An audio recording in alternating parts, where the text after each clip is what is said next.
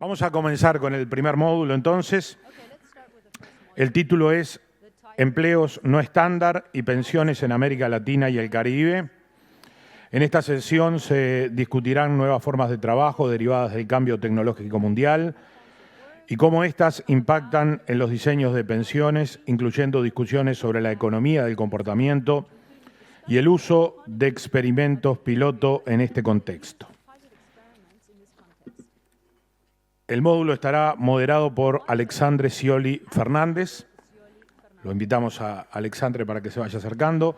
Es coordinador general de Estadística, Demografía y Ciencias Actuariales de la Secretaría de Seguridad Social de Brasil. Es responsable de la elaboración del Anuario Estadístico de Seguridad Social, de estudios de equilibrio financiero actuarial y de evaluaciones de impacto en el régimen general de seguridad social. Además de sus labores oficiales, es profesor en los cursos de Administración y de Contabilidad de la Facultad de Tecnología y Ciencias Sociales Aplicadas UNICEF. Posee una maestría en Economía por la Fundação Getúlio Vargas. Junto con Alexandre estarán Lucas Keller, es consultor de la División de Mercados Laborales del Banco Interamericano de Desarrollo en Washington, D.C. Lucas, por favor. Sus principales áreas de trabajo son la promoción de ahorro pensional voluntario y reformas institucionales de sistemas de pensiones en el contexto de la Agenda sobre el Futuro del Trabajo de la División. Antes de incorporarse a la División de Mercados Laborales en 2016, trabajó como consultor para el Fondo Multilateral de Inversiones, ahora BidLab, donde co-coordinó el trabajo del fondo en temas de remesas e inclusión financiera. También trabajó en el pasado como analista e investigador en instituciones como Dow Jones, la Cooperación Alemana, la Organización para la Seguridad y la Cooperación en Europa. Tiene maestrías en Ciencias Políticas y Administración Pública de las universidades de Rutgers y Constance. También estará Matthew Blackstad. Él dirige el programa de investigación, análisis y experimentación de comportamiento de Nest Insight. Antes de asumir este rol, fue responsable directo de la propuesta Nest en Reino Unido, que hoy cuenta con 7 millones de miembros. Anteriormente, trabajó en el Departamento de Trabajo y Pensiones, donde desarrolló estrategias de información pública para la reforma de las pensiones estatales y laborales. Antes de esto, dirigió los equipos de investigación y comunicación en PricewaterhouseCoopers, Back Consultants y Talking People. Además de sus publicaciones de investigación, es autor de las novelas Sax Puppet, Fallen Angel y Lucky Ghost, que exploran los riesgos enfrentados por los ciudadanos ante la nueva economía digital. Y por último, integra este módulo María Teresa Silva. Es consultora en la División de Mercados Laborales del BID y coordinadora del proyecto Ahorro Profesional Inclusivo. María Teresa se ha desempeñado como asesora del secretario del Trabajo y Previsión Social en México y como directora de Política Social y Empleo en la Coordinación de Asesores del Presidente de México. También ha trabajado en diversos organismos internacionales como la CEPAL, la Comisión Europea y la Cooperación Alemana para el Desarrollo.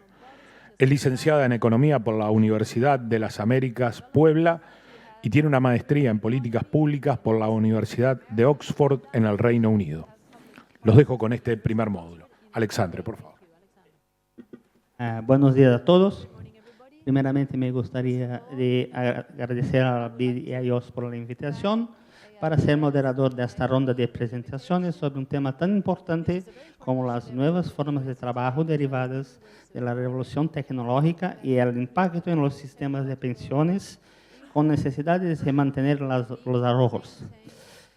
En esta ronda tendremos las presentaciones de los participantes expertos en economía del comportamiento, con 15 minutos para cada uno. Después, una sesión de preguntas y respuestas entre ellos. Y para iniciar, invito al señor Lucas para realizar su presentación. Tienes 15 minutos, por favor. Muchas gracias. Es un verdadero placer compartir ese espacio con un grupo de expertos y colegas tan distinguidos. y poder conversar con ustedes sobre el tema de cómo pueden los países de la región aprovechar de las nuevas tecnologías para fortalecer sus sistemas de pensión en la región. Quería aprovechar...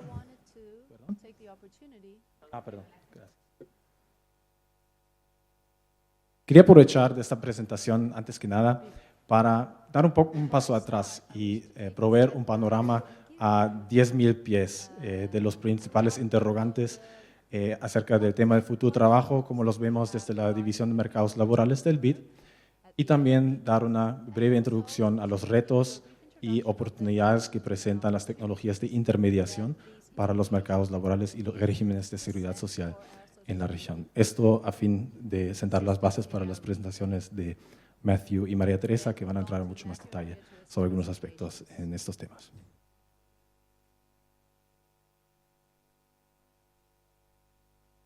El futuro trabajo. Una rápida búsqueda en línea nos muestra que ya no es un tema marginal.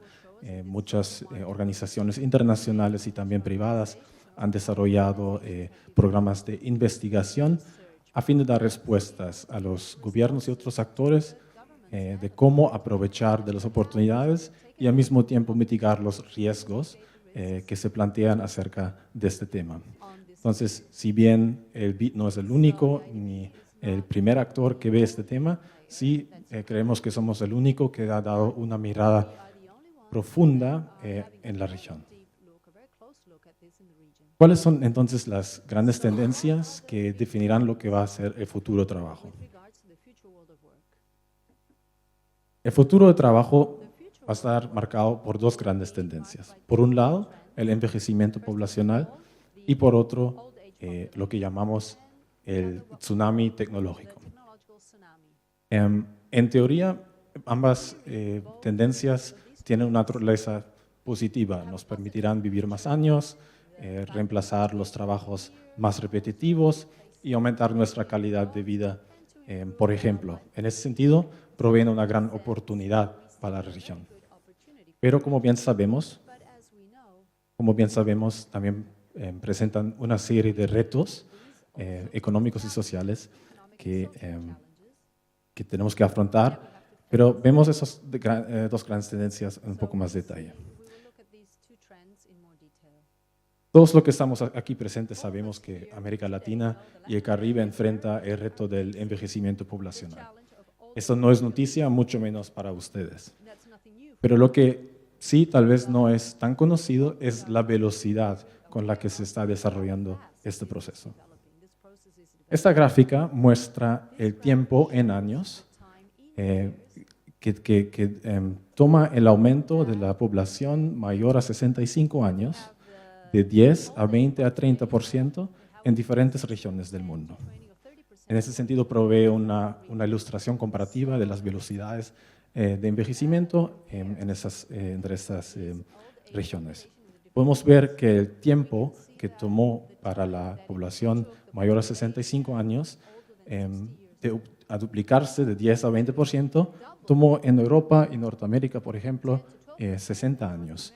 Y en países de África, en promedio, 42 años.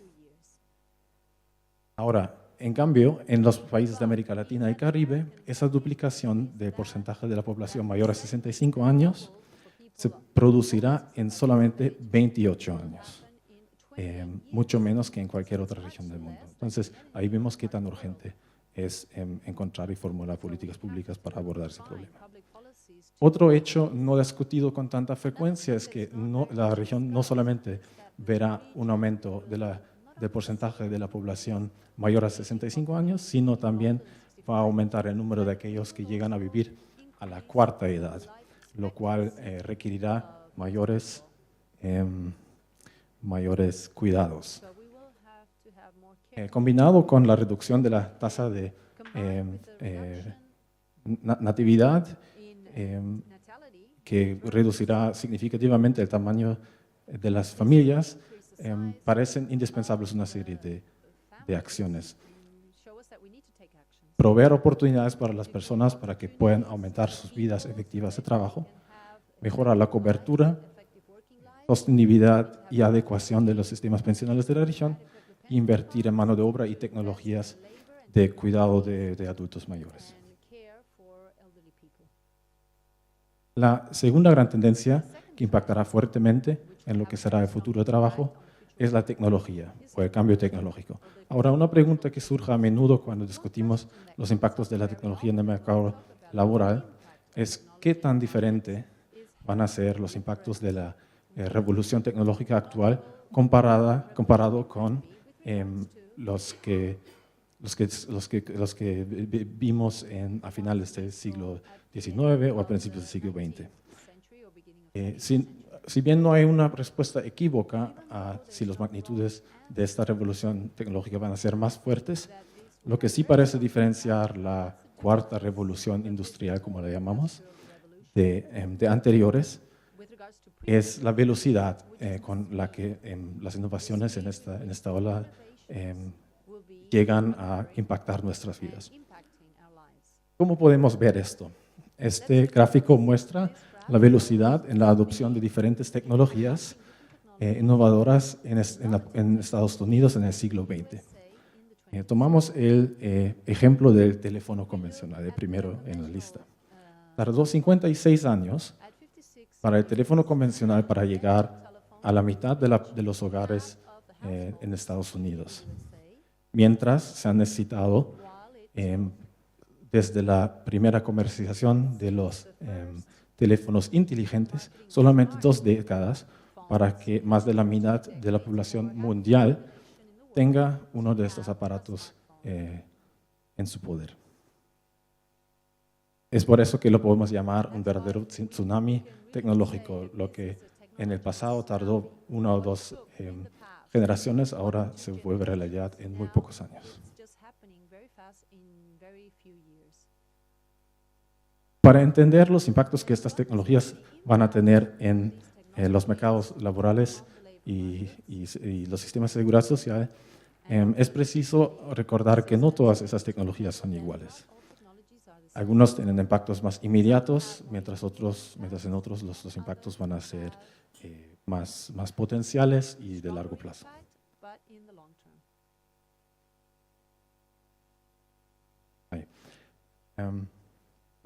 En términos prácticos, se puede distinguir entre 2 tipos de tecnologías. Por un lado están las tecnologías que ayudan a automatizar tareas que elaboran los seres humanos, que son las tecnologías de automatización, incluyen las tecnologías de información, los TICs, o la inteligencia artificial, por ejemplo. Por otro lado, están aquellas tecnologías que permiten o que nos apoyan a coordinar mejor la demanda y oferta en la economía, las llamadas tecnologías de intermediación, que incluyen las plataformas de trabajo compartido como Uber y Cabify, y de trabajo digital a distancia como Workana y Upwork. Ambas estas tecnologías tienen consecuencias y presentan retos y oportunidades para la región y sus sistemas previsionales en particular. En el resto o los últimos minutos de mi presentación quiero dar una breve introducción a los retos y oportunidades de las tecnologías de intermediación en particular, dado que el rápido ascenso de estas tecnologías en la región nos probablemente va a obligar a repensar ciertos aspectos de los sistemas pensionales mucho más antes que habíamos pensado tal vez. ¿Es el ascenso del trabajo en plataformas entonces una amenaza o bendición para la región? Hay argumentos de los 2 lados. Las plataformas proveen, por uno, beneficios en términos de productividad. Aumentan el monto, la cantidad de trabajo y el capital efectivo en la economía, lo cual, o por ejemplo, una persona que antes que tenía un talento, pero nunca tenía un mercado para desarrollarlo, ahora puede ofrecer sus servicios en todo el mundo, ¿no? Es un ejemplo del impacto en la productividad. También tienen, ¿cuáles son los impactos de estas plataformas en las personas? Por un lado, pueden promover la inclusión laboral al eliminar las barreras de acceso al trabajo, lo cual puede generar empleos para personas que requieren, por ejemplo, de un alto grado de flexibilidad laboral. También puede facilitar la labor de adultos mayores que están buscando un trabajo a tiempo parcial, lo cual les vuelve a esas plataformas un instrumento para extender la vida efectiva de trabajo de las personas. Y por último, tienen beneficios o impactos positivos y potenciales en la formalización de los trabajadores. Y esto se produce a que las plataformas crean un enlace constante digital entre proveedores y los gobiernos, y se pueden aprovechar, por ejemplo, estos canales para comunicarse con los trabajadores, motivarlos a contribuir al sistema de pensiones o de salud, o sea, de manera voluntaria o obligatoria. Pero también presentan retos. Las plataformas pueden conducir a la precarización de los empleos, al derivar los costos de transacción. Estas plataformas hacen que la relación entre empleado y empresa se difumine y la figura tradicional del trabajador asalariado se pone en entredicho. También presentan, por razones parecidas, retos para los sistemas de seguridad social tradicionales, los cuales han sido creados o tenían en mente la idea de un trabajador asalariado con un ingreso y un empleador. Un modelo que es muy lejano al que se ha desarrollado bajo estas nuevas tecnologías. Y al final, estas tendencias se ven exacerbados por la tendencia de las plataformas y la economía de las plataformas hacia la monopolización. Y a la medida de que aumentan el control las plataformas sobre los trabajadores por la falta de competencia en el sector de esa plataforma, aumentan igual las oportunidades para cada vez más bajar los estándares de empleo en estas plataformas. Quiero cerrar reflexionar un poco sobre qué tiene que pasar para que los gobiernos en la región y las agencias de gobierno puedan aprovechar de estas tecnologías para fortalecer los sistemas de seguridad social. Por uno, tenemos que hacer un mayor esfuerzo a conocer la realidad de los trabajadores en esta plataforma. También saber cuál es el porcentaje de la población que en realidad radica en estas plataformas y cuál es el crecimiento de estas plataformas. También preguntas como si los trabajadores en las plataformas utilizan esas tecnologías como su principal fuente de ingreso o radican predominantemente en tiempo parcial. Esto nos ayuda a formular las políticas pensionales adecuadas. Segundo, los gobiernos y los proveedores y también el sector privado deberían colaborar mucho más para crear la infraestructura necesaria para fomentar la contribución a sistemas de seguridad social. Tenemos que transitar a que estos actores se comuniquen bien para crear la seguridad social del siglo XXI. Y por último, tenemos que crear espacios de innovación o sandboxes en los cuales tenemos la oportunidad para identificar los productos pensionales apropiados para esta población. Y con esto cierro. Muchas gracias y encantado de conversar ahora.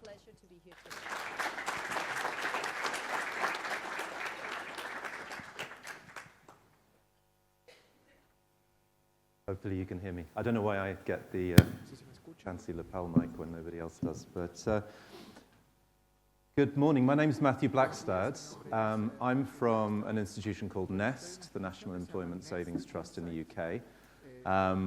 So I'm obviously not here to tell you about the experience of the self-employed in the Latin American and Caribbean nations, but I'm here, I guess, because I think we have a lot of parallel challenges, and I think there's a perception maybe that in the UK our economy is much more based on formal employment, and to an extent that's true, but as I'll hopefully show you in the next few minutes, that situation is changing very rapidly.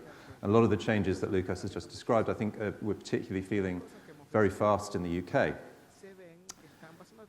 So when we think about the change towards a defined contribution system that we've already heard quite a lot about this morning, that's something that happened in the UK maybe starting 20 years ago and has pretty much taken over now, certainly for people aged under about 50. Defined contribution is by far the dominant form of saving. And we've had, I think, for quite some time in the UK now, a very well-regulated system for defined contribution pensions, particularly delivered through the workplace. But yet we have very low levels of participation in some parts of the labour market. And so, to some extent, the challenge that we've been experiencing is maybe not so much one of supply as one of behaviour.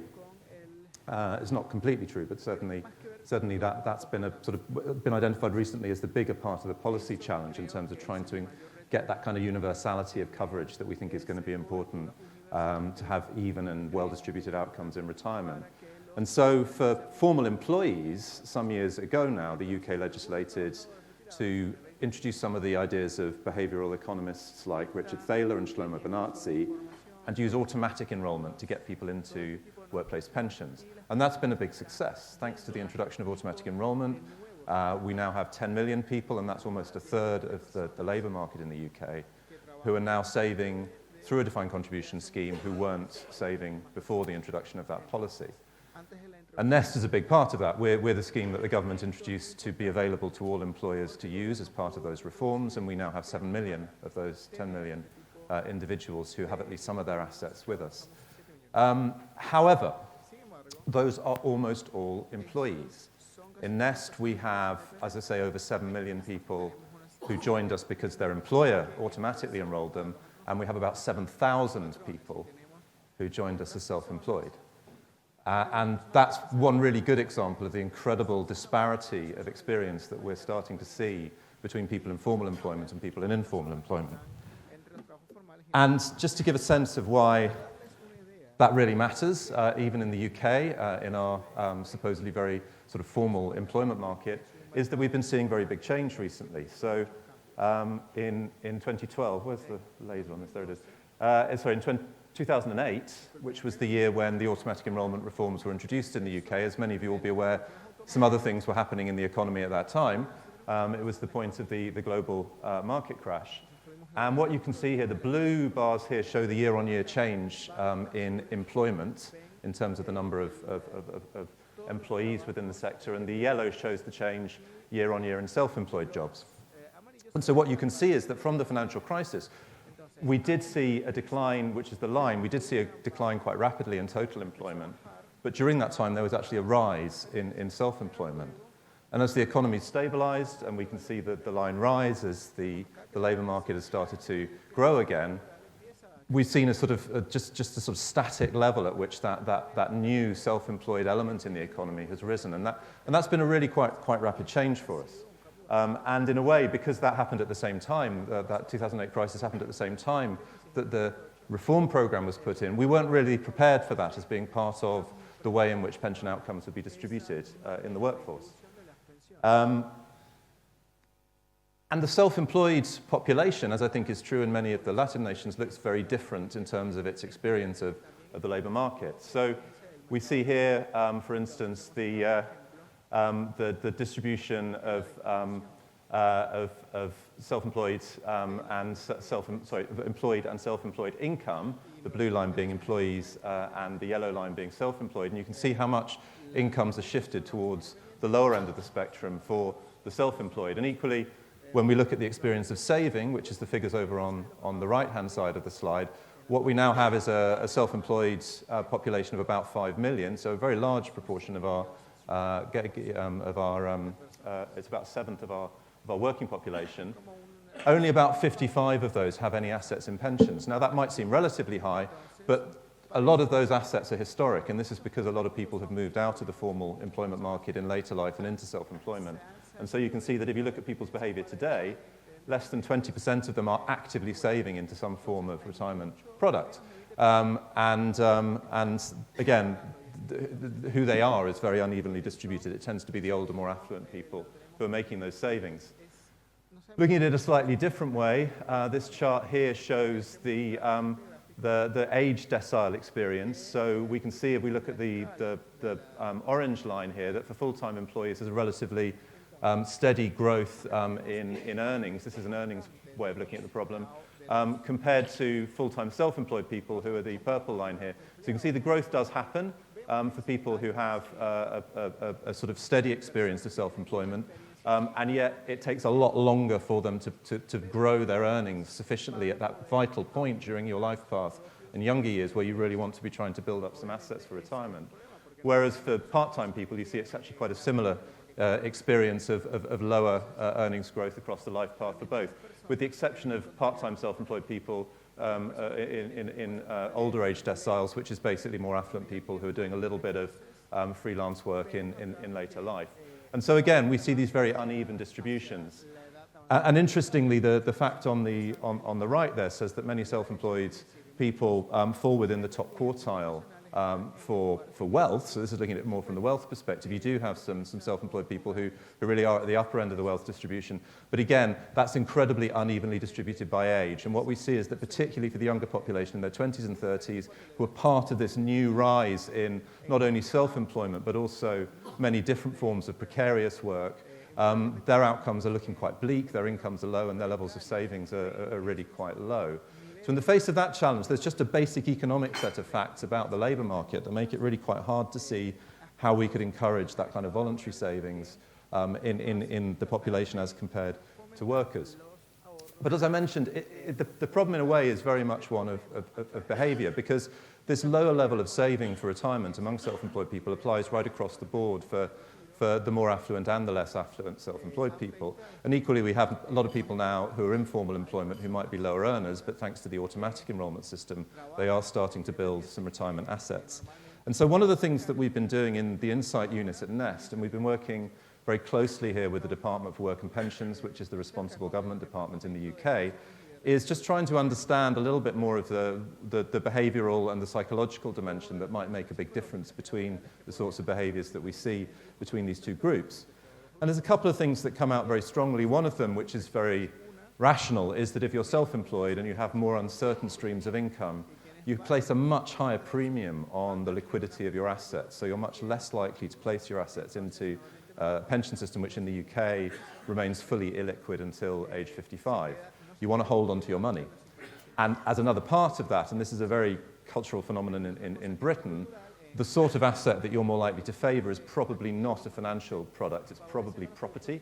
So either your own home, which you might expect to realise the asset value of in later life, or very frequently taking out a second or third property and using that as a rental income, which is, it's a single asset class approach. A lot of people favour it, but of course it's incredibly subject to the instability of the property market. And you can see here that when we ask people what they prefer to save in, most people prefer, who are employed, which is the orange bar, prefer paying into a workplace pension scheme, which is obviously very low for self-employed people, whereas it's exactly the other way around in investing in property for self-employed people. So the government that we now have, when it's thinking about things that aren't exiting the European Union, which is not a lot of time, they're currently focused on this question of how you can try and fix this imbalance. And in the current government, in its manifesto in the 2017 election, made a pledge to extend automatic enrolment to the self-employed. But as soon as we sat down and started to look at that challenge, we realized that feels really hard. Because when we talk about automatic enrolment, it's not really automatic. It's automatic for the individual, but for the employer, they have to do quite a lot of work and they have to expend some money. It's something that's done to people, but it's by the employer. And also, when we talk about automatic enrolment, it's not just the enrolment event, putting someone into a plan. It's also the fact that in every paycheck, you're getting a little bit of a deduction that's taken out automatically by your employer and placed into the plan.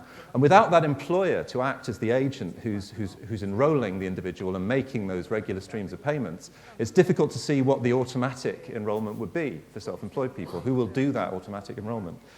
So a lot of the proposals that have come out have been around the idea that, well, when self-employed people reach the end of the fiscal year, they have to self-declare their income to the revenue, and we have a reasonably high level of compliance with that in the UK. So maybe we could, at that point, we could introduce an additional deduction, maybe voluntary, maybe mandatory, that's just taken out, and they have to pay that as part of their tax experience. But that's very, very unpopular. And also, it doesn't really fit the kind of behaviours or the regularity of contribution behaviours that you'd like to see ideally as a kind of month-on-month or week-on-week contribution pattern for individuals. So So we're looking around now for solutions that don't necessarily form part of that formal approach. And in doing this, we've basically identified the fact that, well, the self-employed population, we talk about them as a population, but in fact they're incredibly diverse. And when we look at the attitudes that different groups of self-employed people have to savings, they're really quite different from group to group. So here, for instance, we've identified some different sort of characteristics of self-employed people in relation to savings. They might be confident savers, worried strugglers, accepting questioners, or happy present livers. They've all got different reasons and excuses for not making savings for later life. And they all have different views on the kind of the importance of their own responsibility for saving, on challenges around the volatility of their investment experience, and on whether it's for today or whether it's for tomorrow. But one thing that we found as we looked across all these groups is that there are some very consistent themes that come out. So the first mission, I guess, that we're trying to carry out as part of the program now of testing and experimenting with different interventions that might help encourage more savings behavior in this population. The first plank to that strategy is going to be quite simply to look at the potential impact of different forms of messaging and different forms of framing, just presenting the opportunity to save in different ways to people. And this is an approach that we've seen some success in other marketplaces. For instance, some of the work that's been done recently in Mexico. We've been looking at that very closely, and we think there are some opportunities to carry that through. And the reason we think that is that there's a lot of common themes here that a lot of self-employed people share, regardless of their attitude set. So the control and flexibility over what they have, the importance of the here and now rather than trying to think too far into an uncertain future, accessibility, that point about liquidity and being able to get at your money when you need it, and also simplicity, no nonsense. There tends to be a much more pragmatic mindset about wanting very clear and simple products from the self-employed. So one thing this suggests, I said earlier on, maybe this is not a problem of supply but one of behavior. Actually, maybe we haven't designed a DC system, a defined contribution system that really suits those preferences. So it might be messaging, it might also be the nature of the products that are provided, could suit them better. And then the second thing is around the kind of mechanisms and solutions that people might favor to help them save. And I'll talk about those in a minute, but fundamentally these are based on the technological solutions and finding ways of making it accessible and simple to save in a context which self-employed people, it fits within their life experience and their working patterns. So first of all, just to talk a little bit about the messaging. It might seem unlikely that just changing the way you say it's a good idea to save might have a really profound effect on behavior, but I just want to show you one example from a behavioral scientist who's our senior academic advisor, Shlomo Benartzi, which was recently carried out in the US with a self-employed population who were using an online app, and it was simply encouraging people to make a regular contribution into a retirement account. And the first time I'm going to show you what happened for the whole population. So basically, they were divided randomly into 3 groups, and one of them was given the message, would you like to save $150 a month into your account? The second group was given the message, would you like to save $35 a week? And the third group was given the message, $5 a day. Now, the mathematicians among you will realize they're the same. So you would assume, from a rational point of view, the behavior would be the same. But it wasn't. These are the take-up rates between these 3 messages. That's all that was different, was the message. And so that thing about sort of clear and present, affordable, simple, particularly you might think for lower earners, being told $5 a day obviously has quite a profound effect. So let's look at that earnings distribution. What I've got here is 2 income cohorts from those populations, and basically just comparing the take-up rates on that sort of $150 a month versus $5 a day, comparing the lowest earners who earned below $25,000 a year versus the highest earners who had more than $100,000. And as you might expect, the $150 a month message was much more off-putting for lower earners than it was for higher earners. And I don't know if anyone wants to speculate how the picture might differ for the message about $5 a day, but it's the other way around. Now, actually, that's just a 1% difference, which isn't statistically significant, but that's a really powerful difference, and it's particularly powerful when you consider the relative cost of $5 a day for people earning under $25,000 compared to people earning over $100,000. So it's just one example, it's one we will be using, but there's many really good cases of how behavioral interventions like this, just in the wording and the messages, can have a really profound impact. However, we also know that messages on their own are very rarely enough. The experience we've had in automatic enrollment is that even if you get people to want to do something, they probably won't do it unless you take away an awful lot of the barriers and the friction that get in the way. So automatic enrollment is an example of just putting people in a solution by default and just relying on them to exit if they want, which is the reverse of the previous condition, and it's significantly increased take-up. We can't do that, of course, within the automatic enrollment, within the self-employed population, as I say, in the absence of an employer. But crucially, there are many, many other, we might call them aggregators, intermediary organizations of exactly the kind that Lukasz was suggesting, who can play that role in the place of the employer. So we're looking not only at the sort of membership organizations that work with and sort of contracting employers who work with self-employed people, but crucially with the new economy, the technology organizations who play really important roles in self-employed people's lives. That's not necessarily just the gig economy platforms. There's considerably less than 10% of the self-employed population of Britain are employed on gig platforms. But it's the payment companies, the ones who organize the payments from credit cards or debit cards when self-employed people take income. It's the accountancy services that work in the cloud, that manage flows of money for the individuals. And it's also all the other forms of platform which provide self-employed people with access to the labor market. It might be gig platforms, it might be online marketplaces, it might be online recruitment sites. So we're pulling together a consortium of these organizations and working with them to develop ways in which we can introduce these very simple nudges and defaults so that for most people, when they set themselves up on an employment platform or are setting themselves up on a payment system, they'll be offered a nudge that says, hey, would you like to start out by making some contributions to your retirement? And with all that we've learned from the messaging tests that we're running at the moment, hopefully as we start to launch those tests next year, we'll find that those have a significant impact. But this is my message, I guess, to everyone in the room, is one of the reasons that I'm here is we're aware that there's a fantastic amount of innovation and exciting work being done in this part of the world, and we're really keen to learn what's been successful and take those learnings away and introduce them into our trials. So as we work with some of these tech platforms, we can see whether they work. And this is just finally to explain what we're going to try and test. There's can we encourage people to take these things up with messages? Can we get people to set up automatic ways of regularly contributing rather than just trying to constantly seek a single contribution?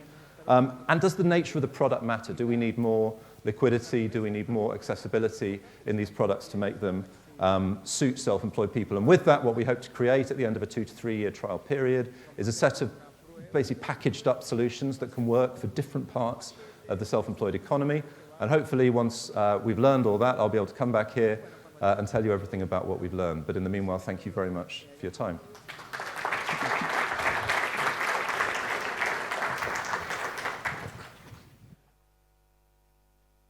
Hola, ¿qué tal? ¿Me escuchan? ¿Está prendido?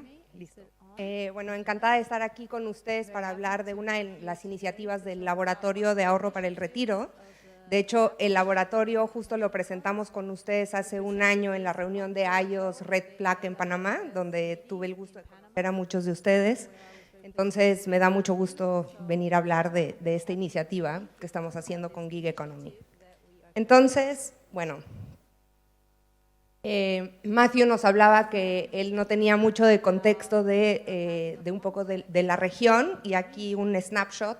Como muchos de ustedes saben, alrededor de la mitad de los trabajadores de la región están ahorrando para el retiro, pero si nos enfocamos a los trabajadores independientes, encontramos que en promedio apenas el 10% de los trabajadores independientes de la región está ahorrando para el retiro. Entonces, bueno, esto se compara como con el 20% que mencionaba Matthew, pero claramente hay muchas disparidades dentro de la región. Por ejemplo, mientras que en Uruguay o en Chile es un porcentaje más alto, en México ni siquiera el 1% de los independientes ahorra para el retiro. Así la magnitud del reto, y precisamente motivados por la magnitud de este reto, fue que en el laboratorio decidimos enfocarnos prioritariamente en cómo conectar a los trabajadores independientes de la región. Pero en el tiempo que llevamos trabajando nos hemos dado cuenta que hay muchísimos retos para conectar o para acercarnos y ofrecer soluciones a los trabajadores independientes. Aquí voy a enumerar las 3 principales, digamos, barreras que hemos encontrado. Entonces, la primera es cómo ofrecer una solución que se adecue a las necesidades de los trabajadores independientes y al mismo tiempo que diseñemos algo que se adecue a sus necesidades, cómo hacerla escalable. ¿Y qué tipo de necesidades particulares me refiero? Me refiero a que los trabajadores independientes tienen ingresos variables. O sea, los ingresos son completamente inestables y es una naturaleza muy distinta a la de los trabajadores asalariados. Además, muchas veces, bueno, como sabemos, muchos de los trabajadores independientes de la región son empleos precarios, con lo cual viene asociado que precisamente sus ganancias son montos muy pequeños. Entonces, ahí necesitamos soluciones de ahorro para el retiro que se puedan hacer pequeñas aportaciones y que, digamos, que se puedan aportar de una manera flexible y quizá con una periodicidad distinta a la periodicidad mensual. Después el reto es, ok, supongamos que tenemos esto, pero ¿cómo nos conectamos, no? Sería muy ineficiente ir mano a mano, lo cual nos lleva a dónde los encontramos. ¿Cómo nos contactamos de una manera costo efectiva con los trabajadores independientes? Ustedes sabrán, y no me dejarán mentir, que la verdad los datos de contacto de los afiliados son muy malos. O sea, muchas veces no hay mail, no hay teléfono, no hay dirección. Entonces, muchas veces las AFPs y los reguladores es, ok, ¿dónde voy? ¿Dónde los encuentro? ¿Cómo los contacto de manera costo efectiva? E incluso, si tenemos la suerte de tener un mail, una cifra, por ejemplo, de Colombia o de México, nos muestra que apenas el 10% de los afiliados abre las comunicaciones por mail que les envía su AFP. Entonces, hay un serio problema de contactabilidad efectiva. Y el tercer reto es la economía de los trabajadores independientes es en efectivo. Entonces, en una economía tan basada en el efectivo, con baja bancarización, ¿cómo logro que el ahorro sea recurrente? Porque al final yo necesito convencerlo de que ahorre de una manera continua. Que ahorre una vez no me va a solucionar el problema pensional, sino que yo necesito una manera constante a lo largo del tiempo que realmente le permita acumular un fondo que después le permita tener una pensión.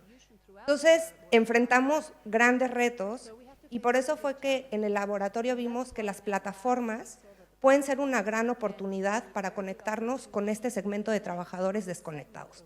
También partiendo de que son segmentos de la población como los taxistas, las trabajadoras domésticas, los repartidores que tradicionalmente en la región han laborado en la informalidad. Entonces, ¿qué oportunidades nos brindan? Uno, me permite superar esa barrera de la contactabilidad. Lo contacto a través de la plataforma y me es más fácil conectarme con algunas plataformas que ir trabajador en trabajador buscándolos. Segundo, son trabajadores altamente digitalizados, dado que el celular inteligente es es una de sus principales, digamos, insumos de trabajo, por lo cual están acostumbrados a trabajar con herramientas digitales. Tercero, están bancarizados. Las plataformas les pagan a través de una cuenta bancaria o de un monedero electrónico, lo cual me facilita aplicar herramientas de débito automático. Entonces, lo que les voy a platicar, lo que venimos trabajando en el laboratorio junto con la Universidad del Pacífico en Perú, con la plataforma Cabify, que para aquellos que no estén familiarizados con qué es Cabify, es como Uber, pero sí, porque no, por ejemplo en otros países que no sea América Latina o España, creo que no hay Cabify. Entonces, y bueno, partiendo, si bien Lucas dijo que él partía de 10,000 pies de altura, yo ahora voy a hacer un zoom microscópico de precisamente, ok, esta idea, cómo la aterrizamos y cómo se ve en la práctica y cuáles son los retos y oportunidades de realmente tratar de implementar esto. Entonces, primero lo que hicimos fue, aplicamos una… Uy, veo que… Ok, hubo un problema con el formato, pero bueno. hicimos una breve encuesta a 1000 conductores de la plataforma. Esta fue una primera encuesta muy sencilla, simplemente para conocer actitudes de ahorro y un poco conocer sus ingresos. Y bueno, lo que aprendimos es 65% mencionan que sus ingresos son relativamente estables. Alrededor de la mitad mencionó haber ahorrado en los últimos 12 meses. Sin embargo, cuando indagábamos, notábamos que era ahorro en instrumentos informales, debajo del colchón, yo le presto a mis amigos, o yo hago tandas o panderos, o en inglés se llaman roscas. Entonces, bueno, y la principal razón para no ahorrar es porque sienten que, bueno, que sus ingresos son muy inestables, no eran inestables, muy variables, y que ellos pueden ahorrar solo muy poquito. Les mencionamos un poco distintas herramientas de qué consideran ellos que les ayudaría a poderse precomprometer para ahorrar más, y resultó que el débito automático es la herramienta de compromiso que ellos consideran que les facilitaría ahorrar de una manera constante. Entonces, tomando en cuenta, primero, que había un apetito verdaderamente por ahorrar y porque Cabify les ayudara a ahorrar, entonces partimos a diseñar cómo les presentaríamos la solución de ahorro y qué tipo de ahorro, o más bien el producto de ahorro que les ofreceríamos. Entonces, sobre el cómo, en realidad aquí, y Matthew lo presentó, la literatura de las ciencias conductuales es contundente. Entonces, prácticamente es, primero hay que traer su atención a ahorrar. El día a día estamos pensando en 1000 cosas y no tenemos el ahorro presente, por lo cual primero es poner el foco en el ahorro. Segundo, es hacerlo simple, y simple implica el lenguaje con el que les presentamos la opción de ahorrar, y simple también implica la manera de poderte inscribir a ahorrar, ¿no? O sea, cualquier paso innecesario debe de ser eliminado. Y tercero, que sea automático, que sea recurrente, para que la inercia trabaje a favor del ahorro y no en contra del ahorro. Entonces, esto fue el cómo.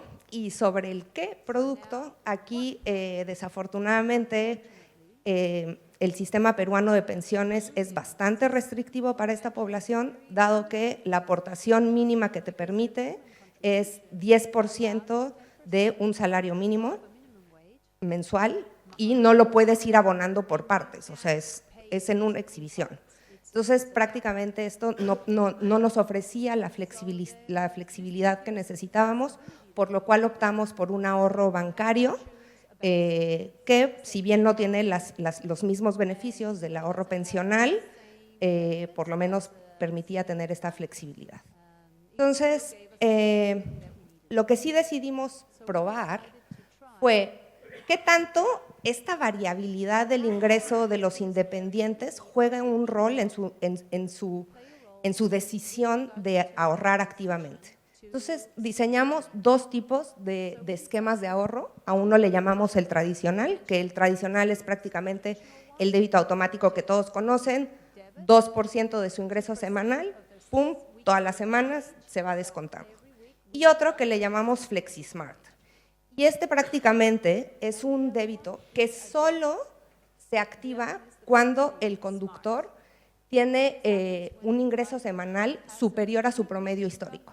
Entonces, lo que busca es no castigar al independiente en una semana mala, ¿no? Hay semanas que con trabajos llega a cubrir para sus básicas necesidades, y entonces lo que queríamos es minimizar el riesgo de que termine haciendo un opt-out del débito automático. Entonces, prácticamente estas son las dos opciones que estamos evaluando, o bueno, que vamos a evaluar.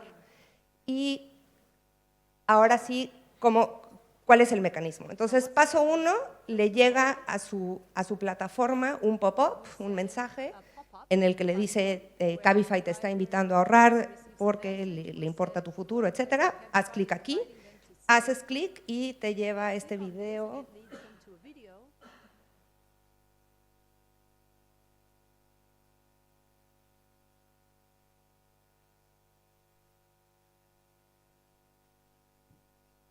funcionaba muy bien en el break, pero siempre hay temas técnicos. Hola, socio. Cuando tienes un problema con tu auto, se te baja una llanta o tienes un imprevisto, ¿sientes que no te alcanza el dinero? O cuando tienes algo de dinero extra, ¿qué haces? ¿Lo gastas en cosas que no siempre son necesarias? Entonces te pones a pensar, ¿qué puedo hacer para enfrentar estos problemas? ¿Hacia dónde quiero ir? ¿Qué debo hacer para acercarme cada vez más a mis metas? Tenemos la solución para ti. Puedes comenzar a ahorrar poco a poco, porque cuando ahorras, vas en la dirección correcta hacia tu meta. Por eso, Cabify y Bit se unen para ayudarte de forma gratuita a que lo consigas semana a semana a través del programa Ahorro Digital Responsable. Ahorra tan solo un porcentaje de tus ganancias semanales, las cuales se depositarán automáticamente en una nueva cuenta de ahorro semana a semana. Comienza tu viaje hacia donde realmente quieres llegar. ¿Qué tienes que hacer? 1. Debes aceptar participar en el programa. 2. Acércate a uno de los kioscos BCP ubicados en cualquiera de sus agencias y recoger tu tarjeta. Y listo, podrás hacer seguimiento a tus ahorros desde la comodidad de tu casa, auto o en el lugar que te encuentres. Podrás acceder al 100% de tus ahorros desde la primera semana. ¿Estás listo para alcanzar tu meta?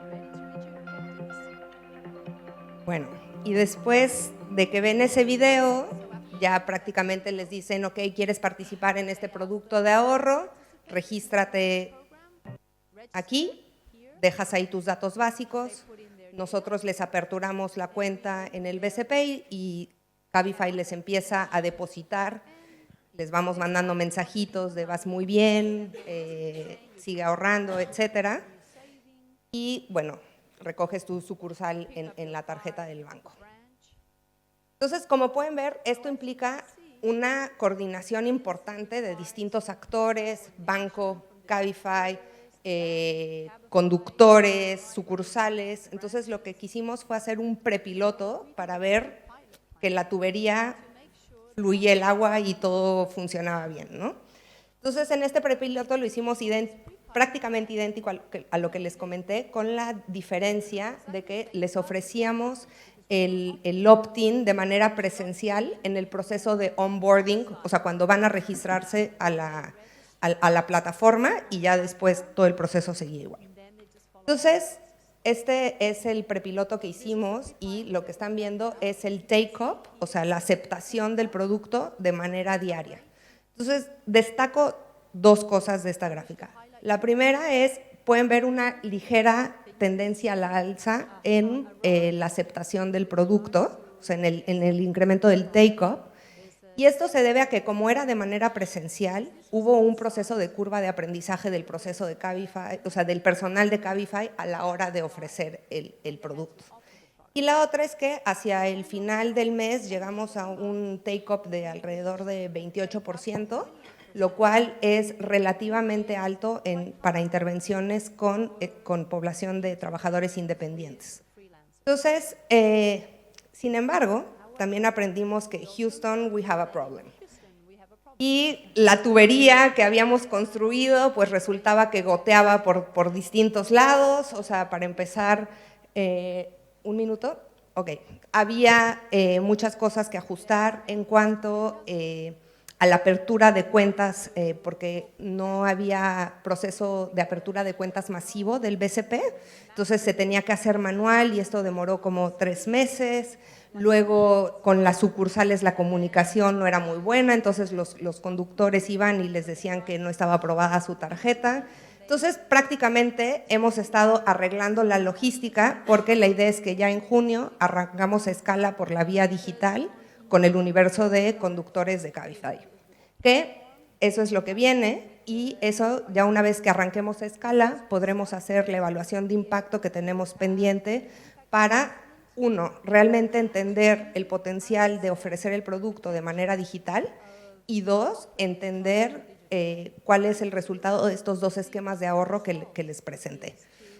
Otras plataformas como Globo, que es de logística, y Solvers, que es de trabajadoras domésticas, se nos han acercado porque tienen mucho interés en que diseñemos algo con ellos, entonces ya estamos en conversaciones. Y otro de los temas pendientes que tenemos es realmente ofrecer un producto de ahorro para el retiro, porque en realidad ese es nuestro objetivo. Entonces, en México, con Cabify, justo también la idea es, en México el producto de ahorro para el retiro es bastante flexible, entonces la idea es diseñar algo similar. Lo que hemos aprendido es, hay interés en ahorrar, hay que repensar en algunos casos y rediseñar los sistemas de pensiones para precisamente entender estas necesidades de flexibilidad, de aportar poquito a poquito, de permitir, por ejemplo, hacerlo de manera fácil. Y también un tema que yo le diría a ustedes, los reguladores, es cuando estamos diseñando políticas, o sea, no hay que menospreciar después la logística, ¿no? Si bien muchas veces, a veces se piensa en el qué, también los invito a que piensen en el cómo se logran las cosas una vez que se diseñan políticas públicas, porque muchas veces en el cómo es donde después encontramos muchas barreras. Y finalmente, lo que estamos viendo es que intervenciones sencillas pueden tener un gran potencial. Muchas gracias.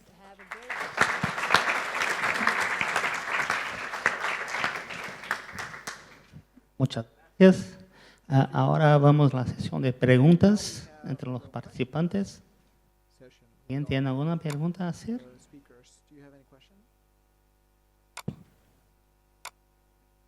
Es una pregunta a Matthew. Mencionaste el tema de que, bueno, aunque digamos, registrarse para un débito automático es fácil para el empleador, o ser como asignado a un débito automático, y la decisión por efecto es fácil para el empleado. Para el empleador significa muchos pasos y es un proceso administrativo complicado.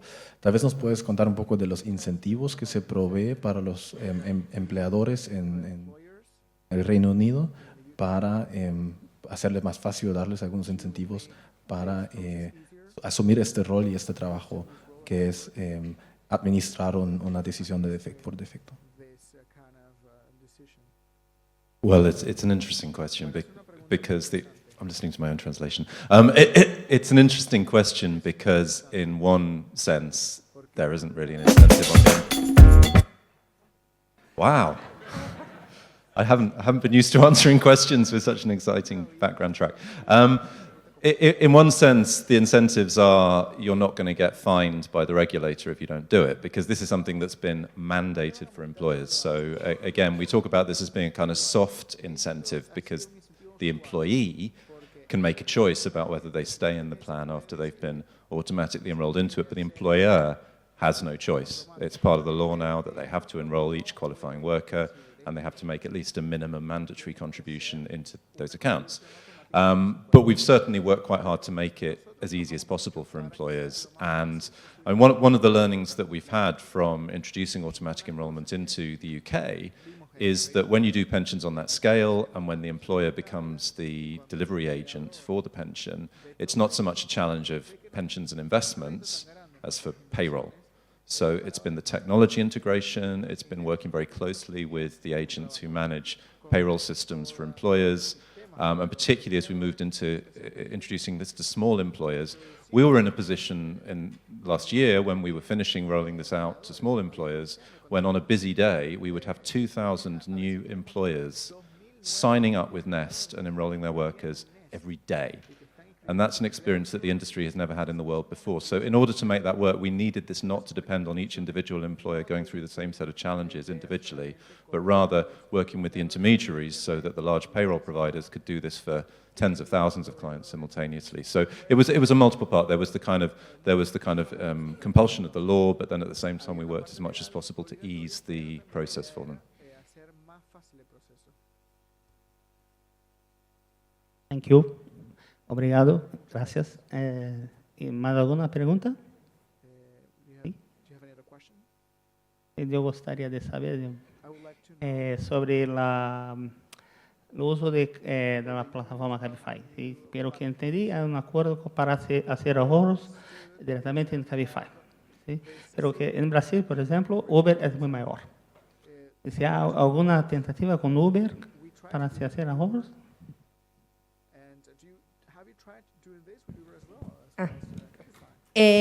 Sí, en realidad con Uber también hemos tenido conversaciones en el BID, pero de momento aún no hemos acordado hacer ningún piloto. Pero prácticamente, o sea, la idea de esto es que después poder tener evidencia de cómo se podría hacer con todo tipo de plataformas, ¿no? Entonces, por eso también ahora ese es nuestro interés de trabajar con plataformas distintas como Glovo, dado que también la naturaleza de los repartidores, por ejemplo, es bastante distinta. Por ejemplo, uno de los temas que comparto y después sí que ideal si tuvieran ideas, o sea, los retos que vamos a enfrentar después es la portabilidad y por eso, por ejemplo, nos gusta la idea del piloto que vamos a hacer en México con Afore Móvil, porque lo que sí hemos visto es que el churn de los trabajadores en plataformas, o sea, digamos, la rotación con la que participan en las plataformas es súper alta. Entonces, por ejemplo, Glovo nos decía que aproximadamente cada 6 meses, 20% de los Glovers, o sea, de los repartidores que tenían, ya no están más con la plataforma, ¿no?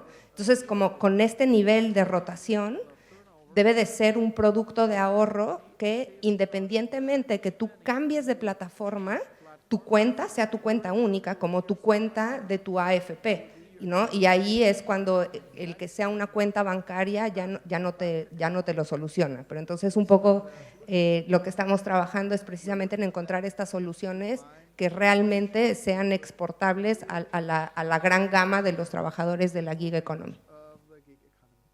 If I may, just to add to that, because we've found exactly the same problem of churn, of people moving on quite rapidly from platforms. And also, it's very common for an individual to use multiple platforms to access the labour market simultaneously. So you might, if for instance you're a delivery driver, you might find that you have a lot of income during the period running up to Christmas, but in the new year there's very little, and so you might turn to some other form of TaskRabbit or some other platform that's going to give you a different type of work that's less seasonal.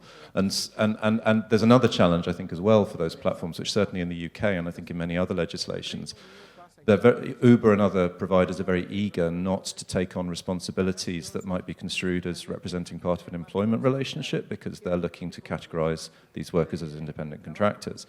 And so to take on too much responsibility for encouraging retirement savings, they feel might be a step in the wrong direction. So I think there's a lot of interest among those platform providers for some third party or potentially for consortia of these organizations to come together to provide those kind of shared platforms which individual workers could continue to save in as they move between different platforms. And that's certainly something we're looking at in the UK. Okay, thank you. En la audiencia, ¿alguien quiere hacer una pregunta? Sí.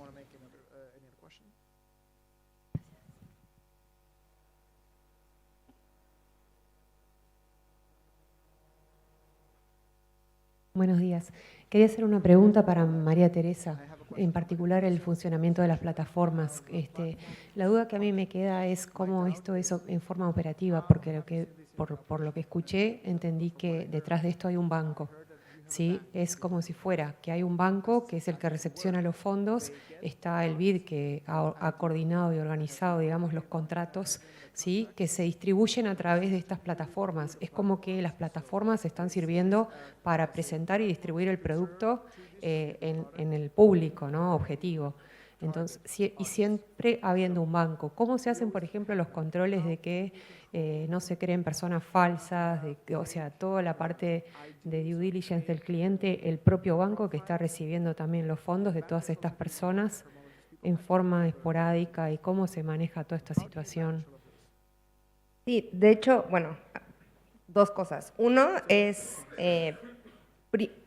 precisamente, estos son los grandes retos que hemos enfrentado y un poco donde mencionaba que por eso hacía agua la tubería, digamos que las goteras, porque precisamente toda esta parte del due diligence y digamos del banco, cómo se aseguraba que realmente el conductor es quien aceptó, y entonces en toda esta parte hemos reforzado, digamos, que cómo llena los datos, y precisamente por eso no pudimos quitar, la restricción de que tiene que ir al banco al final al recoger su tarjeta, ¿no? O sea, porque un poco ahí lo que nos dijo la legislación peruana bancaria fue: yo me tengo que asegurar que al final esa persona es. Pero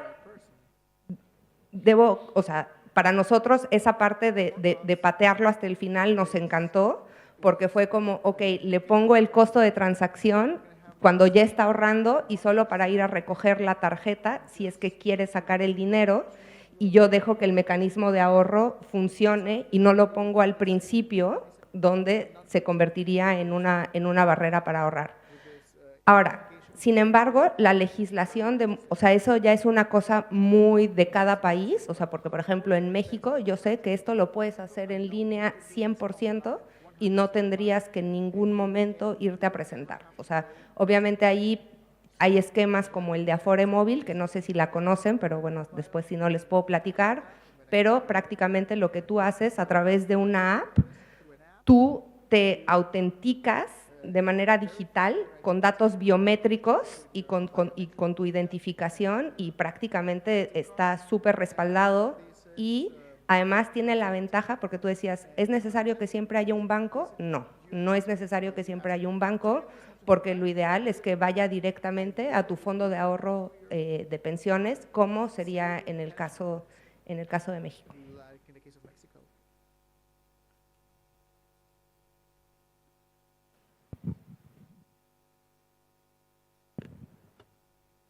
Sí, mi pregunta es para Maritere. Entonces, ahorita se está invirtiendo en el banco en una cuenta de débito. O sea, realmente no es un instrumento para retiro. No, no lo es. No es una cuenta, es una cuenta de ahorro simple que te ofrece un muy pequeño rendimiento, pero es una cuenta completamente líquida. Entonces tú, en realidad, la única restricción que tenemos es ese paso de que tienes que ir al banco a recoger la tarjeta, que por eso nos gustó esa restricción, pero sí, y obviamente no ofrece los mismos rendimientos que ofrece un producto de ahorro a largo plazo.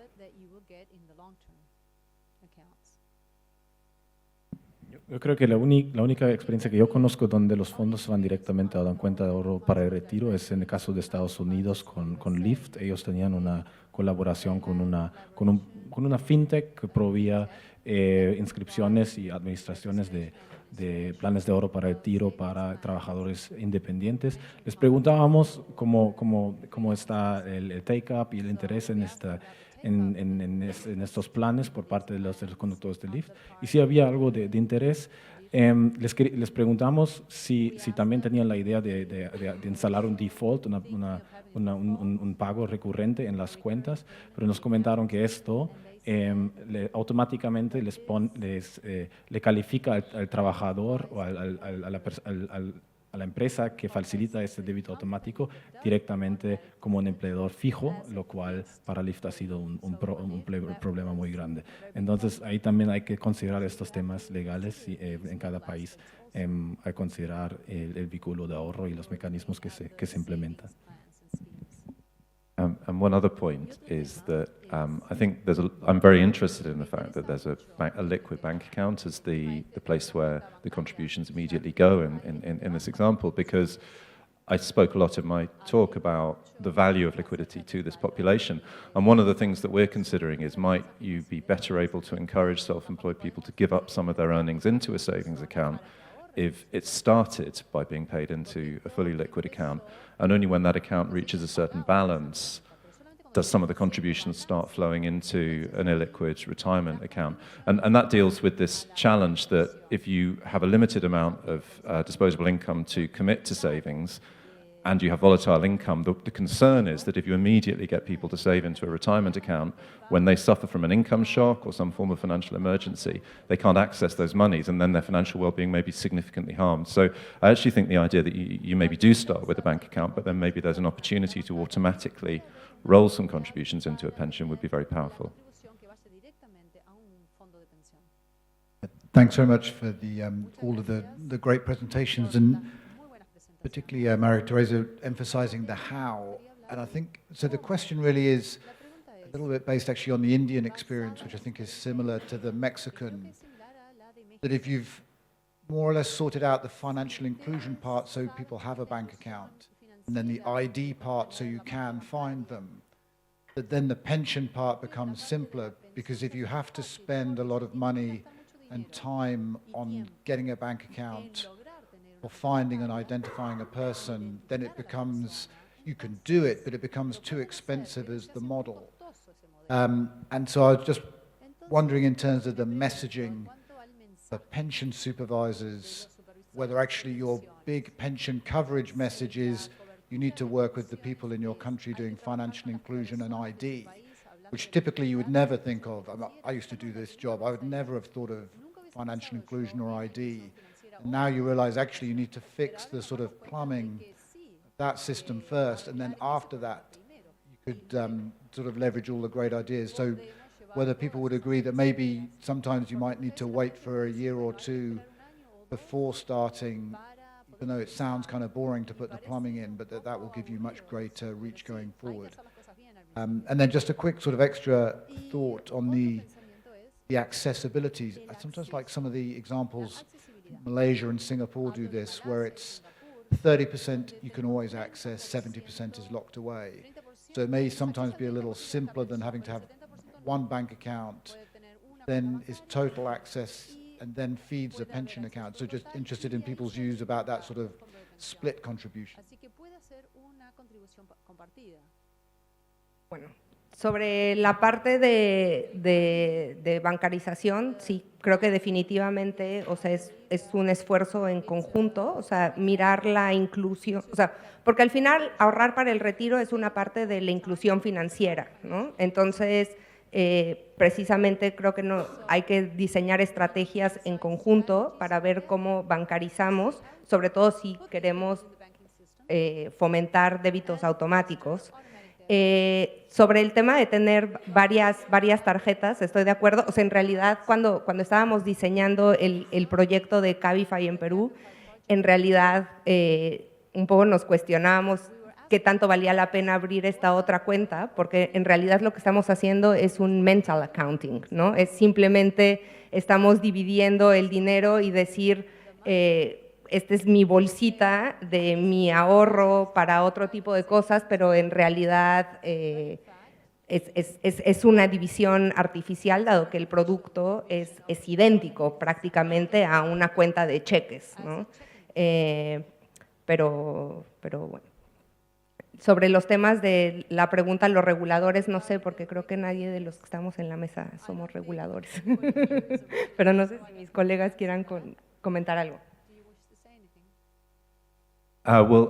Yeah, on the point about identity verification, I agree that to achieve the fully comprehensive access to these sorts of automatic systems with very low levels of friction, there's going to be significant parts of the lower earning population within the self-employed population for whom there are solutions that need to be put into place before they can easily enter the system through these kind of automatic solutions. But I think we wouldn't want to wait until those were in place for everyone before offering these sorts of solutions to those who actually can be effectively identity verified very quickly. And certainly in the UK, it may be different in other nations, but in the UK, the financial technology industry is really spearheading the use of online identity verification systems, using, for instance, credit reference agencies and other forms of online data that they can be permissioned to access, to make it very, very swift and fluid to be able to set up for bank accounts without, for instance, having to enter a bank branch in person.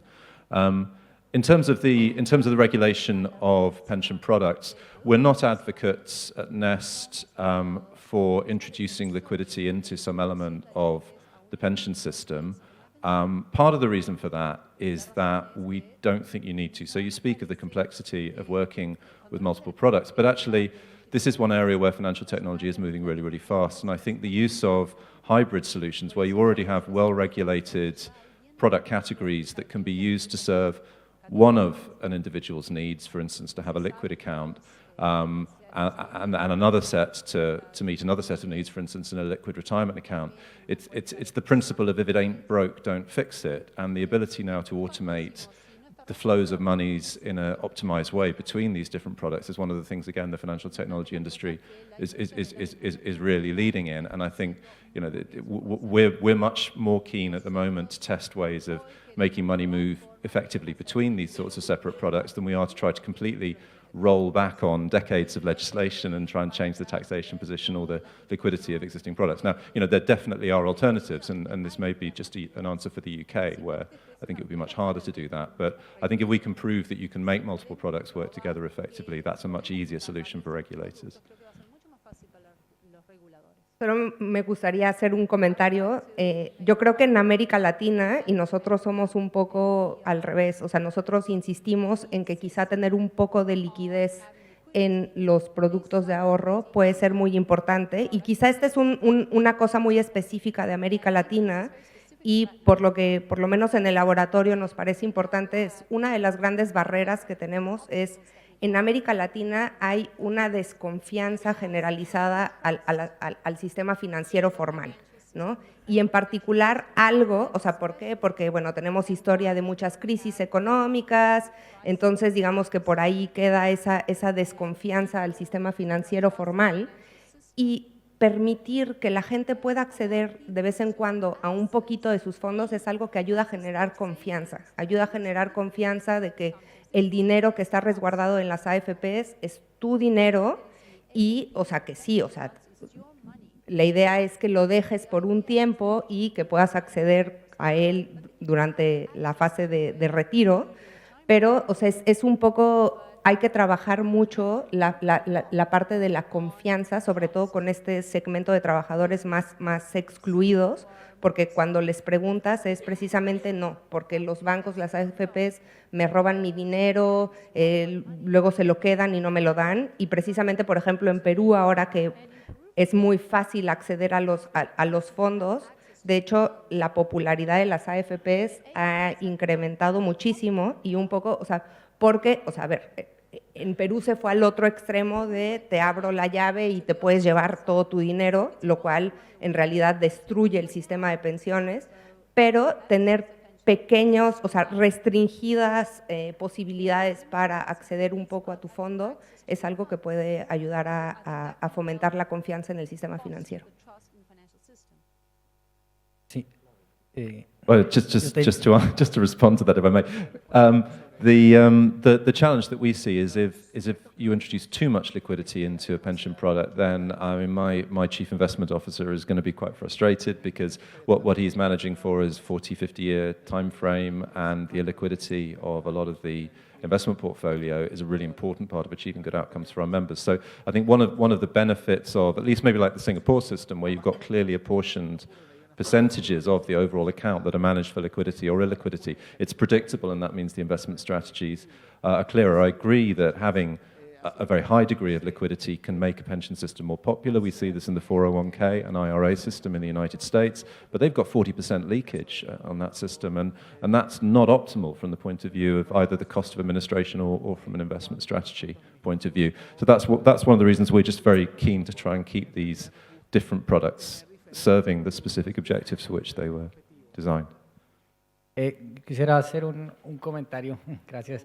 Bueno, primero felicitar a María Teresa y a su equipo. Creo que este tipo de alternativas que básicamente explota el acceso que podemos tener a la gente a través de los smartphones personalizado, y tener una comunicación constante con la gente es realmente una herramienta supremamente poderosa que nos puede permitir conectar a la gente con sus objetivos pensionales, ¿cierto? Hoy en día la gente pues no piensa, o simplemente ni siquiera tiene un acceso fácil a hacer ese tipo de ahorro, y creo que este tipo de approach de soluciones realmente son la clave. Y un poco comentando sobre la pregunta que hizo Matthew sobre cuáles son las mejores formas de hacer como estos tipos de automatic enrollments, quería pues, digamos, mencionar una idea que hemos venido discutiendo con el profesor Arun Muralidhar y otras personas, creo que él lo ha discutido también con José Antonio, y es una forma de tratar de generar ese auto-enrollment. Podría ser, por ejemplo, dándole a la gente la posibilidad de convertir una parte del impuesto de IVA, el impuesto al consumo, el VAT, en ahorro pensional, ¿cierto? Entonces, por un lado, es como, claro, si uno le dice a la gente, usted está haciendo un ahorro voluntario y no puede acceder a ese ahorro, como que a la gente no le gusta, es como, ¿cómo así? Yo estoy poniendo mi plata, porque no la voy a poder acceder después, es una cosa que a la gente no le va a gustar, porque no le gustan perder control. Pero cuando yo ya estoy convirtiendo una parte de un impuesto que igual me estaban quitando antes, y yo cojo ese dinero y lo convierto, ya no es impuesto, sino que lo convierto en ahorro pensional, por ejemplo, invertido en bonos de retirement selfies, por ejemplo, que igual son ingresos para el gobierno, ¿cierto? Entonces, para el gobierno, pues como que no le cambia, porque igual básicamente está obteniendo el mismo dinero, ¿cierto? Pero a la persona sí le cambia completamente la figura, porque dice, uy, yo tengo la posibilidad de convertir impuestos en ahorro pensional, ¿cierto? Entonces, por ejemplo, bueno, los retirement selfies también tendrían no solo esa ventaja, digamos, para el gobierno y para las personas, sino que además, digamos, es un ahorro que realmente está conectado, es una estrategia que está conectada con la fase de desacumulación. Todas las estrategias de las que estaba hablando antes, que básicamente se basan en tener un activo libre de riesgo como los retirement selfies, están conectando el manejo de los activos, la inversión de esos activos en la fase de acumulación con la fase de desacumulación, que creo que también es fundamental precisamente para que esos ahorros no sean simplemente invertidos en un retorno pequeño que no tenga ninguna conexión con mis necesidades en el futuro. Entonces, esa era una idea que queríamos plantearles y ver ustedes qué opinan, qué problemas les verían y comentario. Gracias. ¿Quieren hacer? Solamente comentando, me parece una idea súper interesante y muy importante explorarla. El tema de cómo vender esta innovación a la población es importante, especialmente entre personas de bajos ingresos que van a estar afectados más por un aumento del IVA que otros, ¿no? Pero me parece interesante plantear desde un principio esa idea de que digamos, aquí ese aumento se vuelve en activo para ti en el futuro, ¿no? Entonces, yo creo que tiene mucha promesa. No sé si tienen algún comentario hacia los demás. No, I'd be interested to hear more about how the idea might work in practice. I can see the tax authority being quite concerned about revenue loss and finding ways of ensuring that that's not a policy barrier, I think, is going to be really key. But I'd definitely be keen to hear more about how that might work in practice.